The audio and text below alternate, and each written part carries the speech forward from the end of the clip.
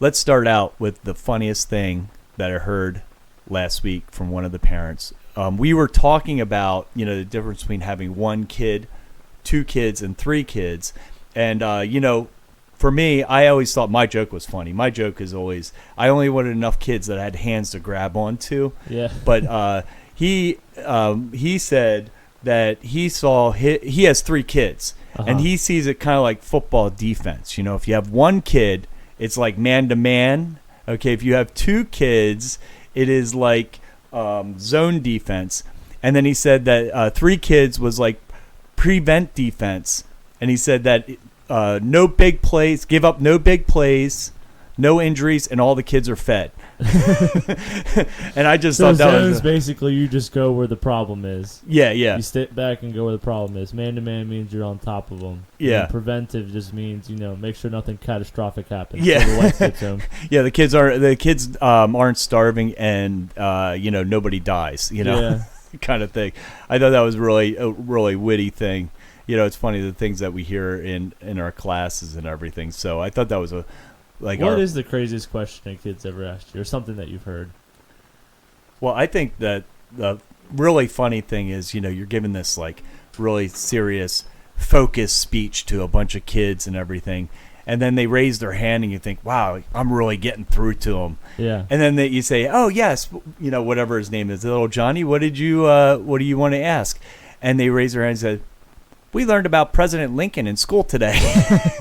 Totally off subject and everything. You're like, okay. Nothing to do with focus, nothing to do with karate. I might have to say it 100 more times. Well, one of my favorite examples is we had a kid, he's pretty fast, and we do laps, at the end of the warm-up, and he's running, and he's like, I'm faster than you, like after he passed people. I was like, hey, you can't say that, Yeah, that's not appropriate. Just do your laps, stop trying to make people feel bad. And then, we end up having to tell him 3 or 4 times, stop saying that. And so then we line up after laps, and then he's like, excuse me? It's like, is it a question? Yes. All right, what's your question? I was faster than him. Yeah. Sometimes kids say the funniest thing. I liked one kid, he said to me just the other week, it was, he goes, Kyoshi Tim, I want to be a vet, and I was like, oh, that's a really good thing. You can make good money doing that. And he goes, I don't need money. I have $10. I guess his idea of how much money it will take to live is not very high. $10 forever. But this was from a 6-year-old. So what do you expect? I remember our church was doing they were doing an addition. Mm-hmm. And so we just went around and asked kids how much they thought it was going to be. Oh, geez. The most popular answer was $1 million for the older kids. Oh, but okay. I remember I had a cousin, and he was like 6 or 7, and he thought $100 was like the most money you could ever have. So that's how much it would cost. So he's like, how much do you think it would cost to do this addition? He's like, 100. Well, you never ask a kid in our class what your age is, because the last time I asked that, they were like, 119. Of course, my response was, wow, I look great for 119. Yeah. I usually get 30, 35. I was like, oh, slow your roll. Well, that's not, at least I don't know how old I am. Yeah, but that's 10 years down the road for me.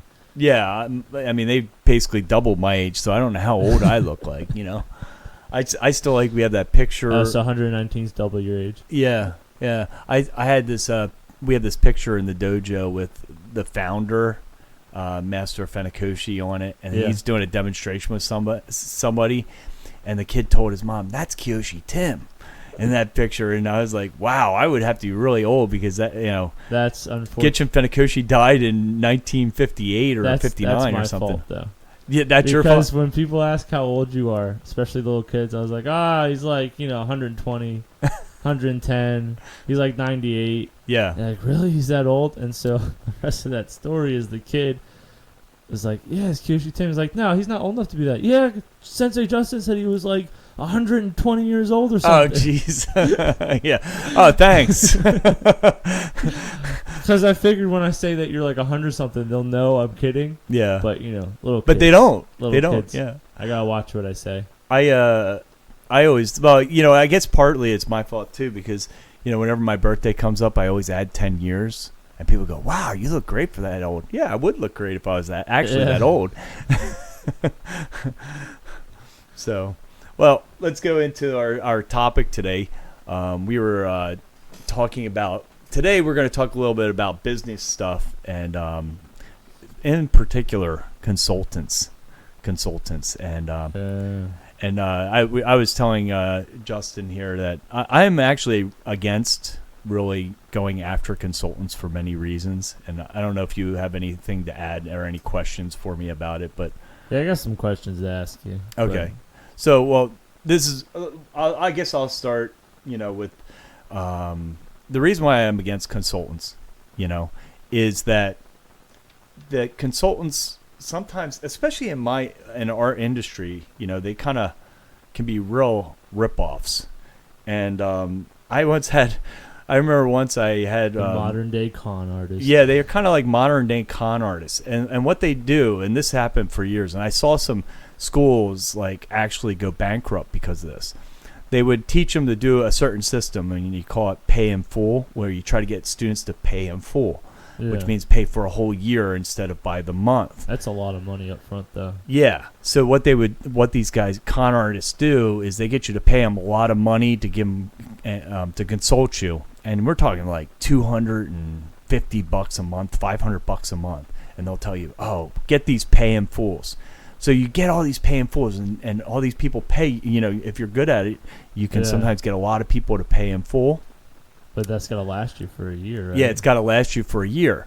So here's the thing, is that you might have a great month. So say you regularly make, let's just throw out the word number, $10,000 a month. Uh-huh. And all of a sudden you have a month that's $50,000, right? Yeah.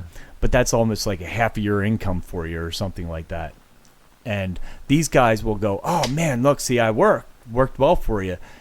Give me a testimonial. So they get you to give you a testimonial in the first month.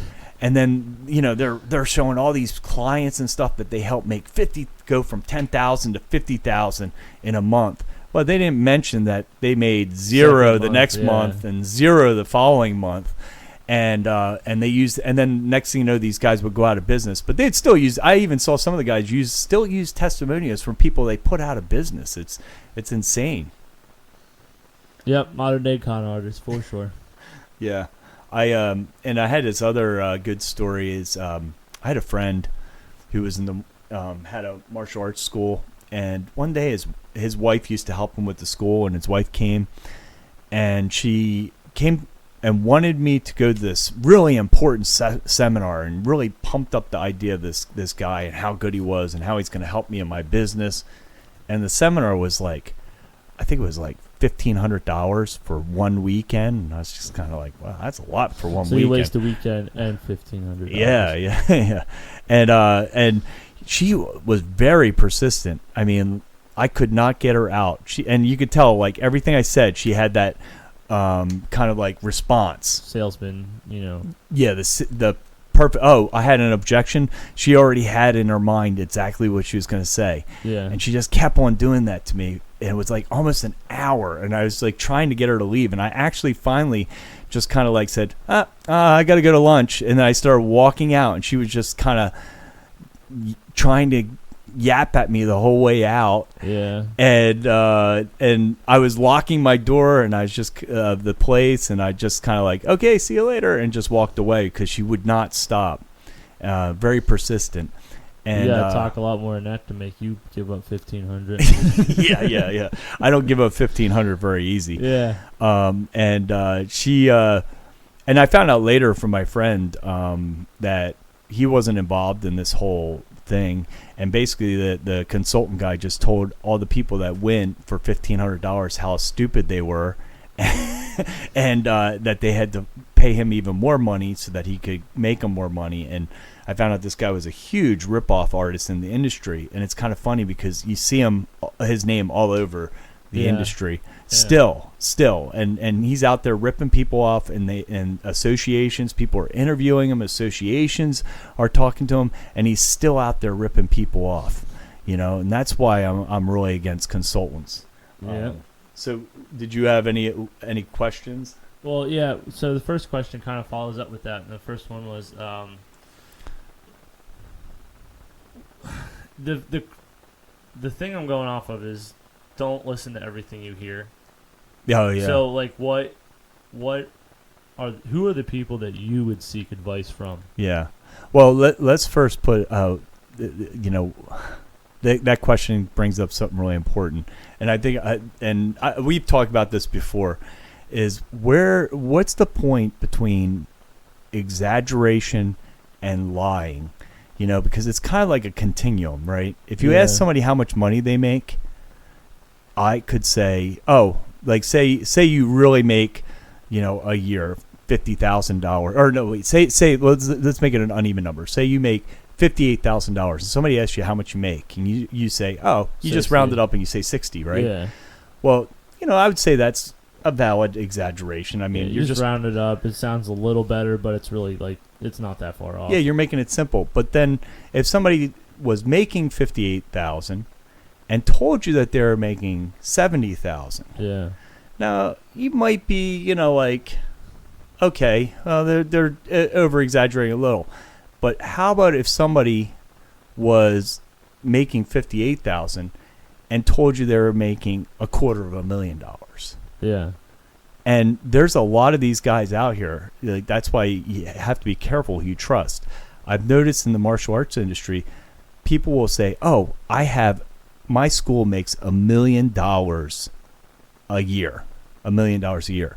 Very hard to do with this karate school, because if you break down the numbers, I mean, if you're charging $200 a month, right? What is that? That's like, you have to have 4,000 students. Yeah, that's a lot of students. You know what I mean?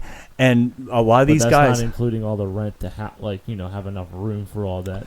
Well, I'm just thinking even teachers. I'm just thinking just overall making $1 million, and then there's expenses on top of that.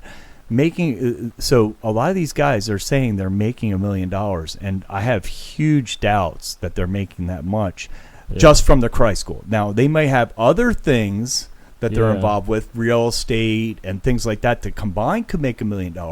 But a lot of these guys are trying to tell you that they're making $1 million from their karate school, which is probably untrue, just because if you look at the numbers, you can look an instant at their school and say, I don't think that they have 4,000, 5,000 students going here. Unless they had multiple locations or something like that. But with multiple locations, there's more expense added to that. Yeah.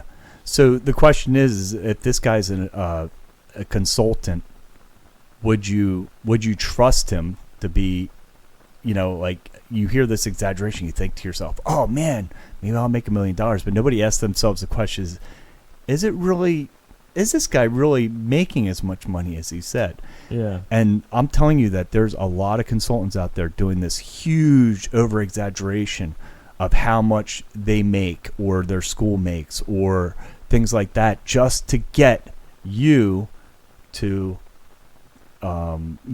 give them money. Yeah. So if you were looking for a consultant, you would look for somebody that maybe you kind of know a ballpark of what it should be. Even if they were really good numbers, they're not, over exaggerated to where they're saying they're making $1 million and stuff like that. Yeah. Unless they have the evidence behind it of having multiple schools and stuff like that. I personally wouldn't go for a consultant. and here's the reason why, is because, I just would avoid them totally. It's too hard to determine if they have the results they have. Yeah. Money-wise, student-wise, because it's just so easy to over-exaggerate that stuff. And we're talking about karate schools, right? Yeah, karate schools. Consulting can be good for other things. I don't know. I don't know if consulting in other industries is the same way, but probably. But yeah. But what I came to the consensus with consulting, and I have done it before, and usually they charge you $250, $500 a month. It's pretty expensive. Yeah. Just to give you ideas, and then you have to run and do the ideas, right? Yeah. Well, why would I spend my money on that when I could pay this less money to have somebody else do that thing for me? Uh-huh. It's kind of like, I remember for years consultants would say, oh, you have to create an email system to send out to your students. And then I was like, and you're listening to our advice for $250. And then I found out, well, I don't have to write those emails because I can pay somebody for $100 a month to do all that for me. Yeah. So, I personally, if you're going to give me advice, I would expect you to do the work. And because you are an employee of me as soon as I give you money. Yeah. So I'm not going to give you my money and then let you tell me what I have to do or work I have to do. I'm going to give you money to do something for me. Yeah. So that's a huge distinction. Or at least it has to be a lot more insight than make an email list. Well, there's and there's other ways personally that I think are way better to get these insights. Yeah. My way, I think the two most important ways to do any kind of development is write it down, write notes. Because I found that I have years worth of lesson plans. I write the lesson plan, I save it. We do the lesson plan, I take notes, I correct that lesson plan, and then if I take that in the future and do it again, it's now better lesson plan. I do it again, get more ideas, change it a little bit, and then the next year it becomes even better. Yep. So that's what I call, that's how you kind of tweak your results. Yeah. In order to get better. That is way better than going to a consultant. If you have an idea, instead of don't just do it, go all out with an idea. Try to start it on a small, like something small. Kind of like when I did the karate school, I could have jumped right into a retail space, start doing karate. I started at a church, and that took me a lot less money than starting, for a full time. And since it cost me a lot less money, I found doing that I had a huge learning curve, and I was able to go through that learning curve without, spending tons of money. Yeah. So what about, I know I've heard you say it before, if you're not moving forward, you're moving backwards. Now, you were talking about it in the context of... Yeah, that's an Anthony Robbins saying. We were just we were comfortable, we weren't making more money, we weren't trying to do new things, we were kind of just oh, this is what it is, and we're doing good, and stuff like that. Mm-hmm. So what do you do to make, to always be trying to push forward instead of, being stagnant or moving backwards? Yeah. The saying, I think it's Anthony Robbins says that if you're not climbing, you're sliding. So you're not just staying, you can't stay stagnant, especially in this industry and the way business is with social media. It's just advancing forward, so you got to keep up with it. Now, I'm lucky because now instead of having a consultant, I have a media group that helps me out, gives us stuff. Create ads. Yeah, ads and ideas and things like that that we can use. And the great part about it is they are the ones that keep up with the technology, and then they kind of tell us what the newest and greatest thing is and teach us a lesson on it, and then go forward from there. That's a great way to learn. A lot of my ideas, I don't know, it's just, you start doing stuff and you always try to look at everything with a fresh eye, that kind of beginner's mind that the martial arts talks about. And if you kind of use that beginner's mind and look at things, you'll all of a sudden come up with ideas, and boom, all of a sudden you'll get an idea and you take it forward, and sometimes it flops, and then sometimes it just shoots off. Yeah. What do you think about taking risks in the business?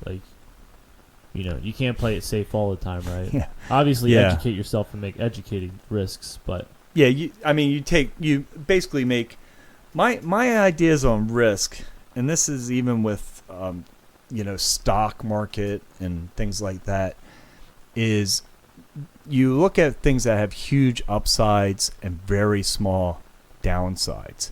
Don't look at things with little upsides and huge downsides. Yeah. So if I do something at the karate school and try something out, you try it out so it doesn't have a huge downside if it doesn't work out. Like adding a new class time or something like that. Yeah, adding a new class time, a new program. Because we did that over the years, past couple of years. Like when I started doing full time, we only had like 3-4 classes a night. Yeah, exactly. Now we have a lot more than that. We've doubled up on some too, and like, you know. Well, we found through experimenting that probably the most important thing that you can do, probably shouldn't tell this because most karate schools I don't see doing this, is to give people a huge schedule. Yeah. So more options. So we started experimenting with this idea a few years ago, I guess, where we had 2 classes a night for every age group, and we found that actually helped explode, part of our growth in our school. And the basic reason why is because people look at our schedule and say, oh man, I can't make the early time, but I can make the late time. Or, hey, I would love to get it done early so that we have, the rest of the night to do other things. Yeah. So that's a risk with actual small risk involved and a lot of, big payoff. Like, get more students versus you have to pay a couple people a couple more dollars because they have to stay a little later. Well, you remember when I first... For a time until you found out it doesn't work or if it works or not. Well, when we first did it, we're both full-time, and we said, I don't know if this... it was the Little Ninjas class, and it was an early Little Ninja class, and I said, we have a huge Little Ninja class later, so maybe we'll start an early one. And I said, we'll just do it ourselves because we're already getting paid, and... So and at first I was like, if we only have 1 kid or 2 kids come to that class, it'll be worth it. In the long run, it will be worth it because we'll take kids out of the bigger class. Well, we found out that it's more popular. It was hugely popular. Now it's the other way around. And and I think we almost now have in that age group probably twice as many students in that age group just because we have twice as many classes. Yeah. So that's a way to take a small risk, and there's a huge reward. If it didn't work out, we could always cancel the class. Yeah. I know that, during the time that we were, expanding our class schedule and stuff like that, we were, a competitor moved in town, so we had 2 karate schools in the same town. And our town's not that big. It's quite small. It's 2,500 people in town, and then the surrounding area is probably like 10 or 20,000 people. But I remember that kind of, gave us the drive to, be better, start moving forward instead. No, we're not competitive, are we? And so what were some of the things that you looked for in them and then therefore said, I'm going to try to do better with that? So you're talking about with the competitor. Yeah, with the competitor. See, I don't really look at my competitors too much from the perspective of what I'm going to do. I look for having some kind of plan. Like in the martial arts, you can have 2 martial arts schools that are right next to each other, and they have 2 totally different slants to the way they're looking. So you could have one school that's, a self-defense, like Krav Maga kind of thing, and then you could have a kickboxing, Muay Thai kickboxing program right next to each other, and the people will want kickboxing will go here, and the people want the self-defense will go over here. So you could have a kids and then an adult kind of focus in the 2 different schools. Yeah. So I always look for just creating a really strong focus on what we are. Yeah.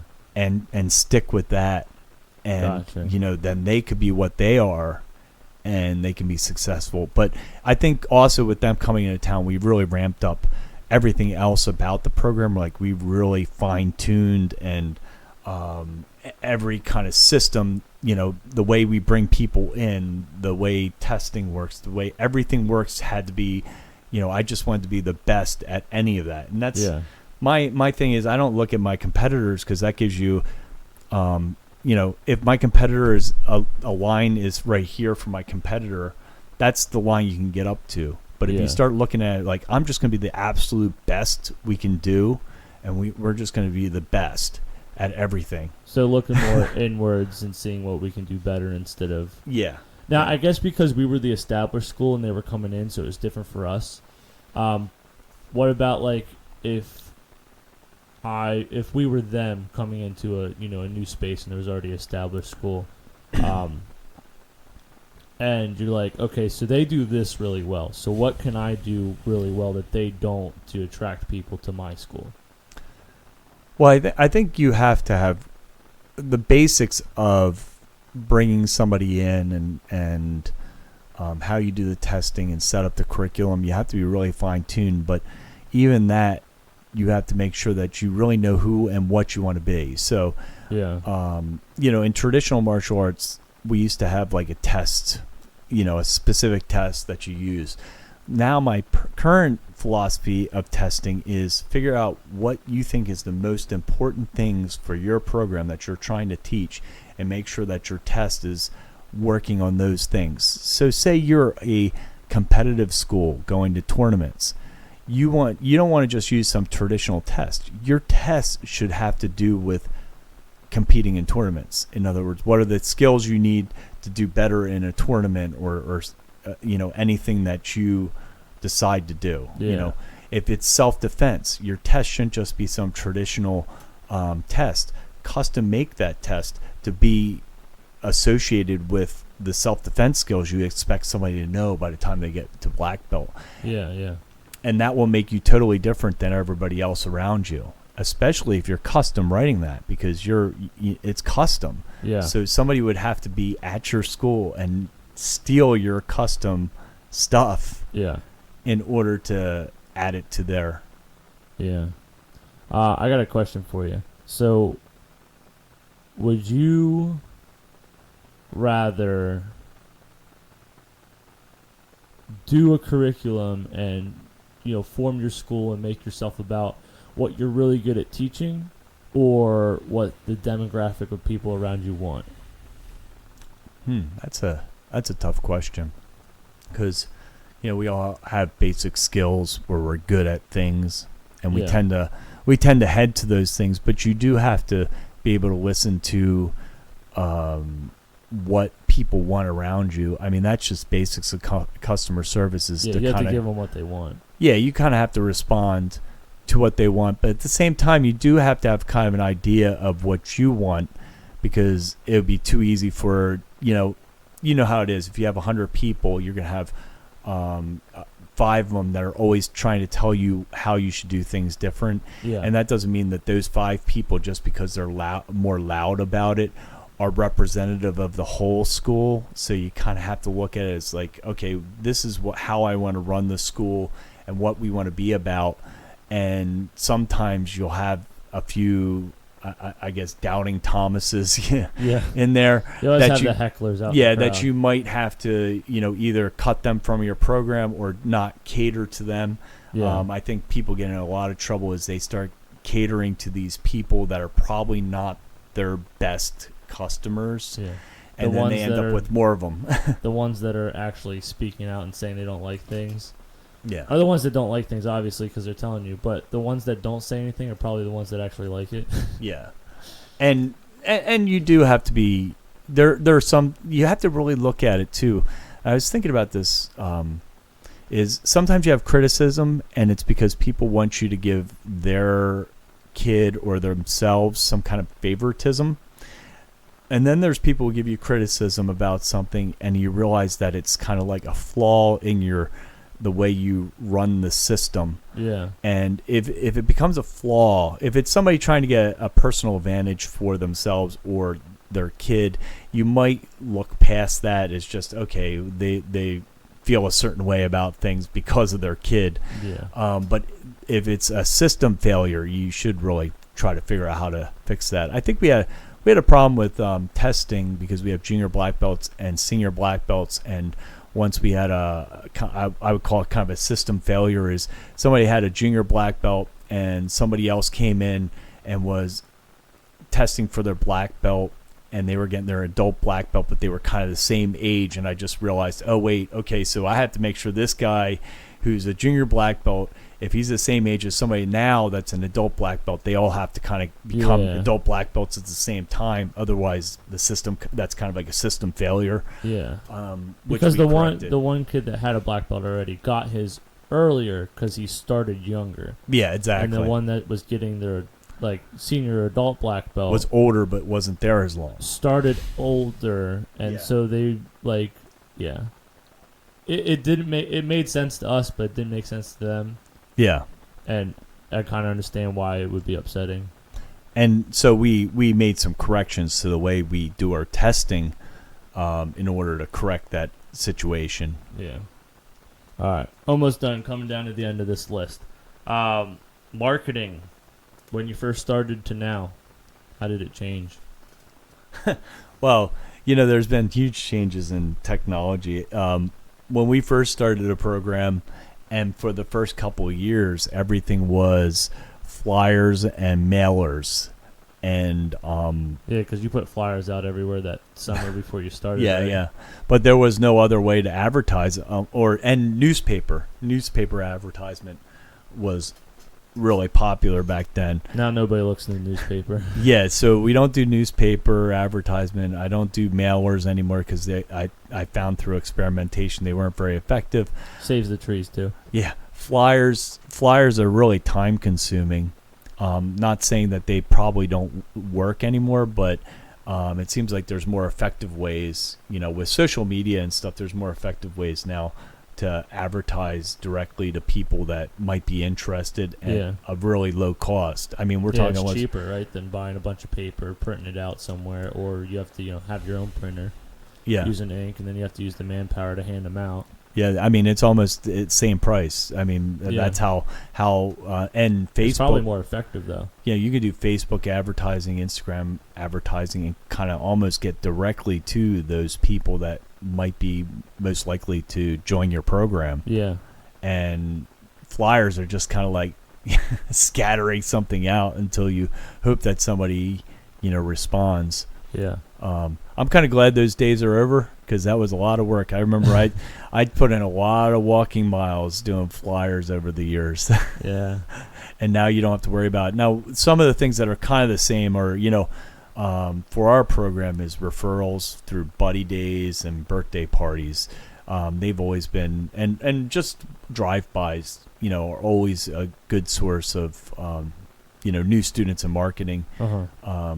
I don't know if that's quite available in every industry, but yeah, I kind of like the kind of advertising that they pay you for, and you get students from it. Yeah. So last question, goal setting, right? How do you go about your goal setting, and what are some goals that you have for the future? Long-term goals, short-term goals. Oh man, that's interesting because I've had a huge shift in the last couple years on how I set up goals. I've had written goals since I was a teenager, and I still have them. I still have some of my written goals from those times. And the way I do, and the thing about goals, and I'm for it and I'm kind of against it. At the beginning of the year, I write goals every year, say what I want to get, what are my goals for the year? What are the top line goals? And then I would write, usually you write like, oh, here's the action items for that. And then the year starts, and then over the years I've been paying attention to that, and it seems like the action items I put down don't get done because I found over the course of the year that other things were better actions. Yeah. So it's really, sometimes it's really hard to see into the future. So I don't know if I'm still trying to figure out in my mind if the action items you should still try to write the action items. Yeah. Just to get like the process started. And, yeah, exactly. But I think there's another part is you can't be too goal oriented about your action items. Like these are the only action items. You got to be like, oh, well, here's the goal, and just look for things throughout the year to support that goal. And I'm almost thinking that that's probably more important. So now, just in the last year or so, I've written my goals like, oh, I want to have, this kind of retention in our school. And instead of writing the action items, I write down through the course of the year, what things I did in order Yeah. to support that, instead of trying to write them at the beginning of the year. So give me a few years and I'll tell you how it works. Because it's kind of like one of those, it's been a real big shift in the way I think about it now compared to before. All right. Well, I think that was a good conversation. Yeah. All right. Well, if you guys don't forget to subscribe wherever you're listening to us at. Also, if we have comments, you can always give us comments. You can also email us at thetheory@maximpactkarate.com. Almost got that wrong. So it's thetheory@maximpactkarate.com. And if you have anything that you want us to talk about, make sure you send us a message. If you guys, we are always looking for people to come on and talk to people that have something interesting going on. So if you're interested in joining us in the podcast, make sure that you also email us, and we'll see you in the next episode.